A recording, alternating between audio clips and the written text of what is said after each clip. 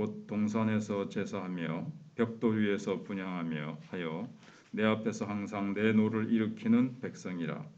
그들이 무덤 사이에 앉으며 은밀한 처소에서 밤을 지내며 돼지고기를 먹으며 가증한 것들의 국을 그릇에 담으면서 사람에게 이르기를 너는 내 자리에 서 있고 내게 가까이 하지 말라.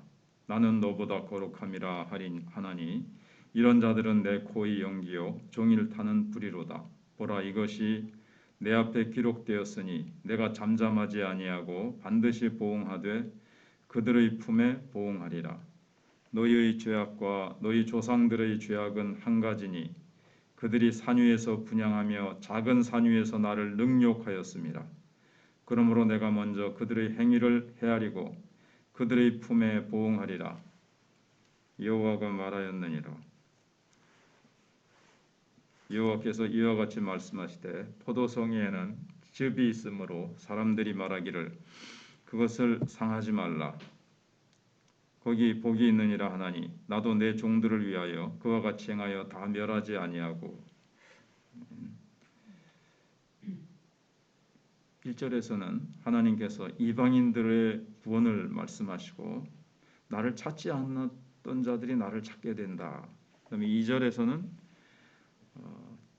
정말 믿어야 될 이스라엘 백성들이 종일 팔을 벌려도 믿지 아니하였다라고 말씀하신 다음에 3절부터 그 종일 팔을 벌려도 믿지 않고 하나님의 품을 떠나서 우상 숭배하는 이스라엘 백성들, 그 우상 숭배의 모습이 구체적으로 이제 3절부터 나타나고 있습니다. 하나님께서 먼저 부르신 이스라엘 자손이 놀랍게도 심한 우상 숭배에 빠진 겁니다. 하나님의 말씀도 받았고 하나님의 크신 기적도 경험했던 그들이 왜 이렇게 심한 우상 숭배에 빠졌는가 하는 겁니다. 나중에는 하나님이 아무리 불러도 절대로 돌아오지 않고 고집스럽게 멸망의 길을 가는 겁니다. 그래서 3절에 동산에서 제사하며, 성전이 따로 있는데 벽돌 위에서 분향하며 내 앞에서 항상 내 노를 일으키는 백성이라. 벽돌 위에서 분향하는 건 또 앞에 없었던 또 새로운 우상 숭배입니다. 또 4절에서는 무덤 사이에 앉으며 은밀한 처소에서 밤을 지내며, 이게 뭔가 이렇게 귀신과 접신하려고 하는 그런 모습을 보여주고 있습니다. 이스라엘 백성은 원래 돼지고기를 가증히 여기면서 안 먹거든요. 근데 이방 백성들에게 배워가지고, 물론 지금은 안 먹어도 됩니다만 구약시대 때 이스라엘 백성은 먹지 말아야 될 가증스러운 고기 중에 하나였습니다. 돼지고기를 먹으면서 가증한 것들의 국을 그릇에 담으면서 사람에게 이르기를 너는 내 자리에 서 있고 내게 가까이 하지 말라. 이게 뭐냐면 부정탄다는 거죠. 뭐 굿하거나 뭐 이상한 우상 숭배하면서 구정탄다 그러면서 사람들을 가까이 못하게 하는 거 있죠. 그렇게 하는 거예요. 나는 너보다 거룩함이라 하나니 이런 자들은 내 코에 연기요. 하나님이 분노의 대상이란 말이죠. 화가 났을 때 코에서 막 연기가 나는 것으로 이렇게 그림에 표현하기도 하지 않습니까? 하나님이 지금 자기 백성들이 이렇게 어리석은 우상 숭배에 빠진 모습을 보면서 하나님이 이제 진노하시는 모습입니다. 그래서 여기 예전에 없었던 우상 숭배 의식이 나옵니다.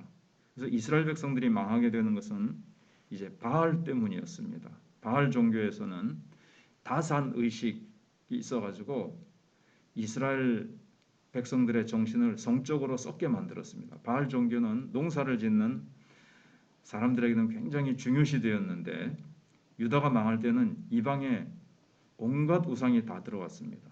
처음에 들어온 이방 종교가 바알 숭배였는데 그 바알 숭배 의식 중에 아주 음란한 성적인 의식이 그 속에 들어있어요. 그래서 이스라엘 백성들이 거기에 물들어서 참 많이 부패했습니다. 근데 지금 바벨론으로 끌려갈 당시에는 바알 우상뿐만 아니라 다른 민족으로부터 우상이라는 우상, 별별 우상 숭배가 다 들어온 거죠, 지금. 그래서 본문에 나온 우상 종교는 앞에서 뭐 열왕기 상하라든가 뭐 사사기라든가 이런 데서 보지 못했던 것들이 막 나오는 거예요. 동산에서 또 벽돌 위에서 무덤 사이에서 자꾸 그렇게 한 거죠. 지금도 자꾸 이렇게 접신을 하고 귀신과 접신하는 그런 것들이 막 있습니다. 미국이나 유럽 같은 데서 이상하게 수정구슬이라든가 또는 여러 가지 별을 보면서 점을 치는 것부터 그런 것들은 뭐 옛날부터 했던 거고 별의별 신흥 종교들이 지금 막 일어나면서 귀신과 접신을 하는 것들이 많이 있어요. 사실은 할로윈 대위도 그 속에 굉장히 사탄 숭배의 그런 지금 장난으로 재미로도 하지만 거기에 깊이 빠져 있는 사람들은 귀신과 접하고 사탄을 숭배하고 그런다고 그러잖아요. 그래서 11절에 오직 나 여호와를 버리며 나의 성산을 잇고 가세에게 상을 베풀며 문희에게 석근수를 가득히 붓는 너희여 그랬습니다. 각각 문희는 운명의 신인데 후기에 나타나는 그의 신의 이름인 것 같습니다. 그래서 이스라엘 자손들이 끝까지 하나님 말씀을 거역하고 우상을 자꾸 섬기고 바벨론에게 망하기 전에 그렇게 했는지 포로 중에 그렇게 했는지 지금 정확히는 않습니다. 근데 제사의 형식이나 신들의 이름을 볼 때 우상에게 물론 망했지만 바벨론으로 포로된 후에도 정신을 차리지 못하고 섬긴 그런 일부 백성들이 이제 있는 거예요. 물론 이제 다니엘과 같은 사람이 대표적인데 끝까지 신앙을 지킨 사람들도 있었지만 그들은 좀 소수였고 많은 사람들이 하나님을 버리고 바벨론에 있는 우상을 섬겼던 것 같습니다. 왜냐하면 하나님에 대한 반항심이에요.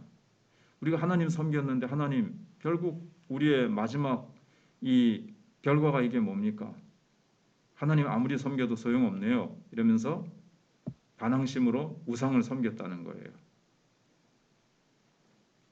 우리도 신앙생활 하다가 뭐 자기가 열심히 잘 섬긴 거는 생각 안 하고 하나님을 잘 충성스럽게 섬긴 거는 섬기지 못한 건 생각 안 하고 내가 뭐 하나님 믿어도 별 소용없네.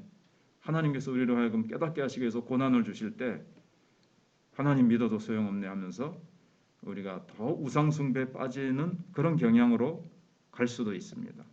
그래서 어떤 사람은 예수 믿다가 한번 실망하게 되면 기독교 신앙을 부정하고 정반대가 되는 세상길로 가버립니다.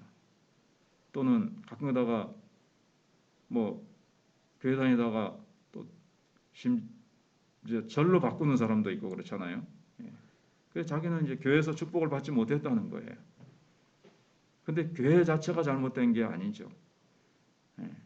교회에서 실망할 수 있는데 그 교회가 하나님과의 사이를 막는 뭔가가 이제 있었던 거죠. 그래서 우리가 믿는 하나님이 잘못된 게 아니고 우리의 신앙 자체가 교회 자체가 잘못된 것은 사실은 아닌데 그 뭔가 시험을 만드는 신앙을 참 실망시키는 그 무엇 그것이 이제 사실은 문제가 되는 건데 이스라엘 백성들도 자기네들은 나름대로 열심히 믿었다고 하지만 성경을 보면 그렇지 않죠. 하나님과 우상을 동시에 섬기거나 하나님은 형식적으로 섬기고 우상을 다 섬기기도 했고 그들의 삶이 하나님 앞에 예배드리는 것하고는 영 정반대로 살았던 것들이 이사야 앞부분에 그렇게 나타나고 있습니다. 그 다음에 이들이 우상을 섬긴 이유는 하나님의 은혜를 잃어버린 사람은 그 자리를 채울 것을 찾습니다. 은혜를 한번 맛보았던 사람이 그 은혜를 잃어버리면 굉장히 마음이 컬컬하고 소위 컬컬하다 그러죠. 답답하고. 왜냐하면 은혜를 맛봤기 때문에 그 참 기쁨과 영적인 그 참 기쁨 말로 다 할 수 없는 하늘의 은혜가 가슴에 채워져서 그렇게 살던 사람이 뭐 세상적으로나 어떤 이유에 의해서 그 은혜를 잃어버리잖아요. 그러면 그걸 이제 막 뭔가 그걸 채우기 위해서 막 방황하죠. 그러던 사람이 잘 빠지는 게 이제 이단입니다. 영적으로 지금 타락해가지고 분별력이 잘 없어요. 그래서 본래의 자리로 축복받는 자리로 돌아가야 되는데 그렇게는 못하고 이게 영적으로 어두워지고 그래서 이단의 영에 사로잡힌 사람들을 만나거나 이게 지금 이제 이상한 데로 가서 빠지는 그런 경우가 있습니다. 그래서 이단에 빠진 사람들을 보면 교회에서 한때 열심히 했던 사람이에요. 그래서 은혜 받기도 했었고 그런데 그걸 잃어버렸는데 올 목사님의 지도를 받는다거나 다른 정상적인 건강한 신앙인의 권면을 받으면서 잘 돌아와야 되는데 자기가 그냥 막 바깥으로 나가서 막 방황하다가 이단을 만나고 잘못된 곳에 가서 기웃거리다가 이제 잘못된 데로 빠지는 것을 이렇게 보게 되어집니다. 이스라엘 백성들도 한때 하나님의 은혜를 맛봤던 사람들이죠. 그런데 그것을 잃어버리고 나니까 그것을 뭔가 채우는데 영 엉뚱한 길로 가가지고 무덤 사이에서 벽돌 위에다가 또 돼지고기를 먹고 가증한 것을 넣은 국을 막 마시고 이런 자꾸 악한 영과 접하는 쪽으로 자꾸 가게 되는 것을 보게 됩니다. 그래서 이스라엘 백성들은 바벨론으로 망할 때 이제 정확히 말하면 남쪽 유다인데 그런 사람들은 결코 나중에 예루살렘으로 돌아오지 못했습니다. 신실하게 포로로 잡혀가도 끝까지 믿던 사람들이 이제 나중에 고국으로 하나님께서 바벨론에서 고국으로 돌아오게 하셔서 그들이 신약교회의 못자리판이 되어지고 신약교회를 세울 수 있는 귀한 미랄로 그렇게 하나님 앞에 세워지게 됩니다. 그래서 하나님은 신실하십니다. 잠시 어려움이 있는 것 같아도 하나님이 무관심하신 것이 아니라 바른 하나님의 말씀을 붙들고 있으면 언제든지 하나님의 축복이 임하십니다. 포로되어 있거나 고난 가운데 있을 때도 반드시 하나님은 구원의 손을 내밀어 주십니다.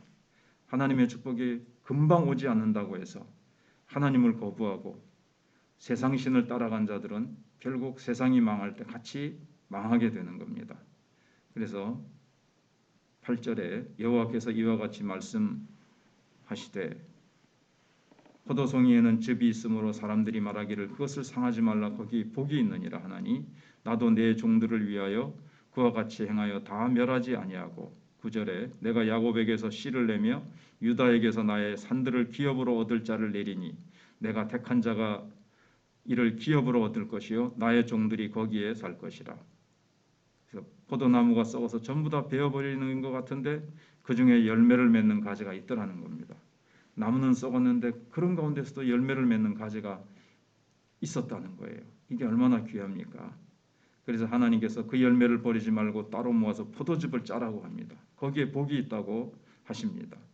그래서 온 세상 사람들이 다 타락할지라도 끝까지 타협하지 않고 귀한 열매를 맺은 가지처럼 우리는 세상이 점점 더 부패하고 믿던 사람들도 그 신앙이 자꾸 쇠퇴하는 가운데서도 그런 사람들에게 영향을 받는 것이 아니라 끝까지 우리의 신앙을 붙들고 있을 때 하나님께서 거기에 놀라운 하나님의 은혜로 이 남은 자들을 복되다고 하시고 하나님께서 그들로 말미암아 축복의 시대를 가져오게 합니다. 내가 야곱 중에서 씨를 내며 그래서 장차 오실 그리스도를 상징하는데 여기 씨는 하나님께서 응답하시지 않는 것 같고 하나님이 나를 버리시는 것 같다 할지라도 포로된 곳에서도 하나님의 말씀을 붙든 사람은 결국 하나님의 축복을 가져올 사람들이고 이들이 하나님의 새 시대를 여는 놀라운 씨앗이 이제 되었습니다. 우리도 여러 가지 지금 어려움과 세상은 점점 더 부패하고 교회들도 지금 시차례나 지금 한국 교회를 보면 너무나도 영적으로 힘들고 어려운 교회들이 너무나도 많습니다. 그러할지라도 우리는 말씀 붙들고 기도하면서 계속 은혜 받고 열매 맺으며 하나님께 영광을 돌리는 그런 신실하신 하나님을 끝까지 우리가 붙들고 마지막 때에 남은 자로서 정말 귀한 그런 포도즙과 하나님 앞에 귀한 열매를 맺는 우리 모두가 되어야 되겠습니다. 기도하겠습니다.